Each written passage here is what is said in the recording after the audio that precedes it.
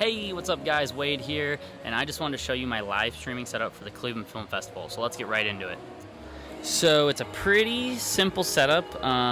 What we got here is a Blackmagic ATEM, and we've got actually two cameras going into that, and then we also have cameras being fed to us from these down here, so that one and the one over there, and they're running actually a fiber optic line up the stairs, boom, over to here, and it's being converted into SDI into my Blackmagic ATEM. So we'll be switching from this.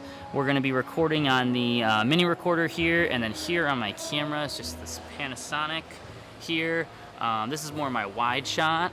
SDI going into here, and then we've got kind of more of a close podium shot that's going to also go into my computer. Here's like kind of the best way to see it, and you'll see here I have this nice little graphic overlay here which I can actually turn on and off just by hitting disc 1. So if I hit that, it's off, and if I hit it again, it comes back up with a little opacity. So just something nice, and we actually are live streaming this with a Boxcaster. So I'm just running HDMI out of my mini recorder right into my box, and it will be streamed on their website, Facebook, YouTube, and Twitter. So that's it guys. If you got any questions about this, let me know in the comments below, and I'd be happy to help.